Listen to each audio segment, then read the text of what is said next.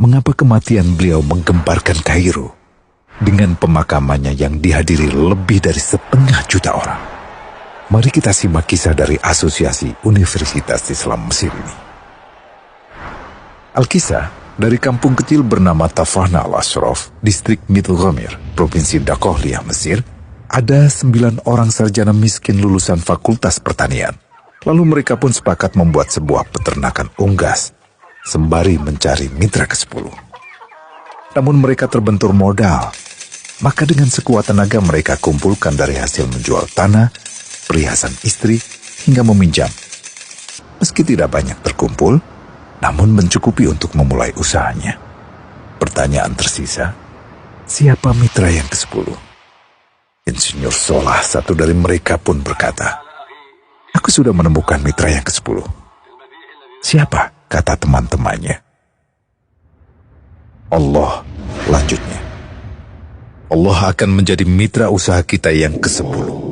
Allah akan mendapat 10% dari keuntungan kita. Dengan perjanjian, Allah yang akan memberikan perlindungan dan pemeliharaan, keamanan dari segala wabah penyakit." Akhirnya mereka pun sepakat. Kontrak kerjasama pun ditulis secara rinci dan dicatatkan ke notaris, lengkap dengan peran mitra ke-10 tersebut. Tak disangka, setelah 1 musim bisnis mereka langsung meroket, jauh dari yang dibayangkan sebelumnya.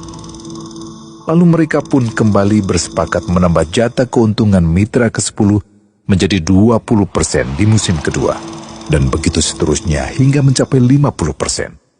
Lalu bagaimana keuntungan mitra ke-10 itu dialokasikan? Dimulai dengan membangun sekolah dasar Islam putra, lalu lanjut putri, kemudian sekolah menengah putra, kemudian putri.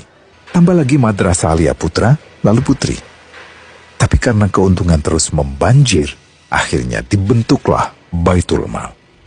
Dan mereka pun mengajukan ke pemerintah untuk membangun universitas di kampung. Awalnya ditolak dengan alasan tiadanya akses bagi para mahasiswa.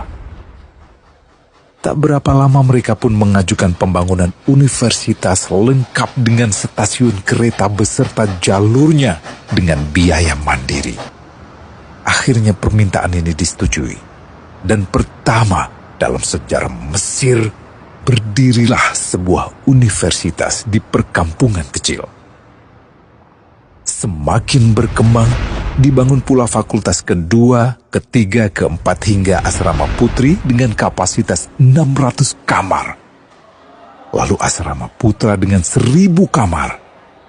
Tiket kereta api pun digratiskan untuk memudahkan transportasi menuju kampung tersebut. Tak cukup hanya itu, dibangun Baitul Mal berikutnya hingga hilang kemiskinan di daerah tersebut. Dan program ini diduplikasi ke kampung-kampung lain hingga bisa dikatakan tak ada kampung yang disinggahi Insinyur Solah kecuali akan dibangun Baitul Mal untuk warga. Bantuan pun diberikan untuk fakir miskin dan para janda. Pemuda pengangguran pun dilatih untuk mengelola perkebunan sayur hingga mandiri, bahkan sampai bisa mengekspor ke negara tetangga. Pada saat panen raya, seluruh penduduk dikirimi paket sayur. Di hari pertama Ramadan diadakan buka puasa bersama untuk seluruh penduduk desa. Mereka memasak dan hadir ke lapangan yang dipenuhi beraneka makanan. Disiapkan juga perabotan untuk gadis-gadis yatim yang ingin menikah.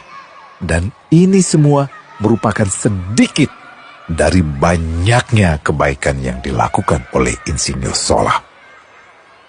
Hingga pada akhirnya disepakatilah keuntungan perusahaan 100% untuk Allah. Insinyur Solah yang awalnya adalah salah satu mitra usaha berubah menjadi karyawan Allah. Dia hanya menerima gaji, namun dia memberikan Tuhannya syarat agar membuatnya hanya butuh kepadanya dan hanya meminta kepadanya. Inilah sosok Insinyur Solah Atiyah, aktor utama kisah menakjubkan ini. Keikhlasannya membuat ia sama sekali menolak terkenal di media massa. Dan kini, meski orang yang melibatkan Allah ke dalam bisnisnya ini telah wafat, terbayang seluruh amal jariahnya yang selalu mengalir untuknya. Masya Allah. Pertanyaannya, akankah ini hanya menjadi sebatas kisah saja? Atau menjadi teladan bagi kita untuk mengikuti jejaknya?